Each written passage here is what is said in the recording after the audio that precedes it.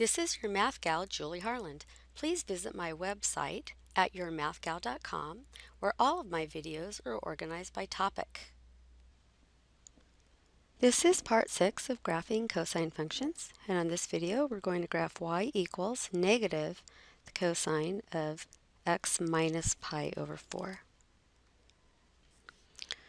Alright, so we're going to graph y equals negative cosine of x minus pi over 4. So let's make a table of values. So we have an x, the x coordinates, and then the y coordinates would be negative cosine of x minus pi over 4. Just like we did in the previous videos and in the sine videos, remember if we take the argument, in other words the part in the parentheses here, and we set it equal to 0, so in other words we're going to take x minus pi over 4 equal to 0, and we solve for x. This is going to give us our first key point for my x coordinates. So it's going to be pi over 4. Okay?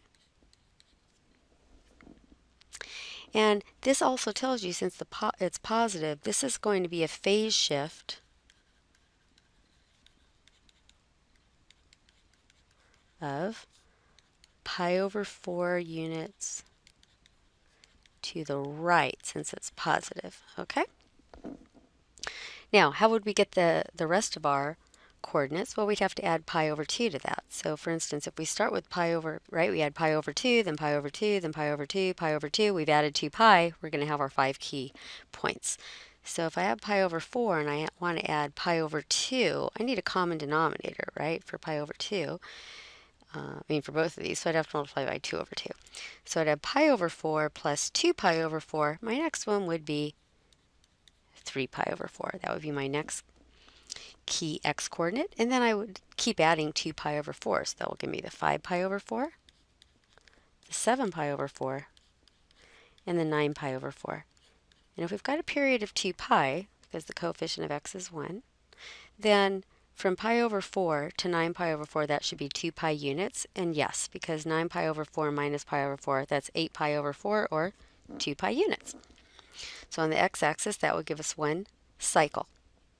Now, what's going on over here? I have a minus sign, so I know all of these are going to be a minus sign. Remember, if it was a 3, you would take and multiply your answer by 3. Now, what happens when you put pi over 4 in here? Well, if you put pi over 4 in there, you get cosine of 0. So you have negative the cosine of 0, and over here is where you can see where the cosine of 0 is, right? Our ordered pairs that we always want to remember. So we're going to have negative, we're going to put a 1, right? Same thing here. If you had put pi over 2, you'd have, if you had 3 pi over 4, you put that in, you end up with pi over 2. You'd end up be taking the opposite of the cosine of pi over 2. It's just these values over here, 0, negative 1, 0, and 1. And these are our y values. It's always good to check one of them, so I'll leave that to you. You could actually plug in 5 pi over 4 into here and make sure that you would get 1. So these are our 5 key coordinates. We know the phase shift, so let's go ahead and graph it. Alright, so we'll start with our x-axis here, and we want to decide where we're going. We're going from pi over 4, in other words 1 pi over 4 to 9 pi over 4. So basically you got to get up to 9 little tick marks, and they're all positive, so I'm going to put my y-axis over here. Okay. So here's my y-axis, here's my x-axis, and so let's make off 9 markings. 1, 2, 3, 4, 5, 6, 7, 8, 9. How about 10 markings? This would be my 10 pi over 4. Notice in this case we all had a common denominator. If we didn't, we would first write those all with common denominators. So we've got 10 pi over 4, 1, 2, 3, 4. Here's 5 pi over 4, for instance. And for my y values, my y coordinates, that goes between negative 1 and 1. So how about calling this negative 1 and this 1, and we're ready to go. So we've got pi over 4 and negative 1, so that's 1 pi over 4. It starts down here. And that's because of this minus sign, remember? It's going to start down and then go back up. Then we have 3 pi over 4, 0. So we go 1, 2, 3, 0. And then we have 5 pi over 4, 1. Here's where it's the top. We're going to start coming back down. 7 pi over 4 is 0. And 9 pi over 4 negative 1. And there is one complete cycle. Remember how it goes? It's very curvy. So you make a nice little sketch.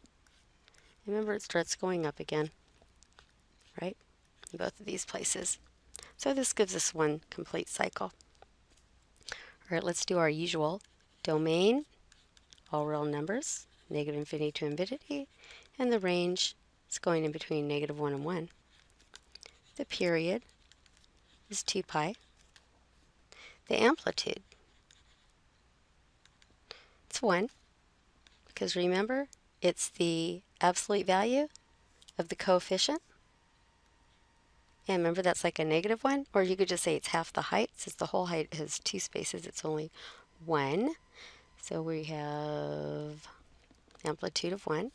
And then our phase shift, I'm just going to put PS for phase shift, is pi over 4 units to the right. Okay, so remember PS means phase shift. Some people call that the horizontal shift, but in trig we usually call it a phase shift. Okay, it just kind of means the same thing as on the x-axis. All right, and so there we have it. Y equals negative cosine of x minus pi over 4. This is your math gal, Julie Harland. Please visit my website at yourmathgal.com, where all of my videos are organized by topic.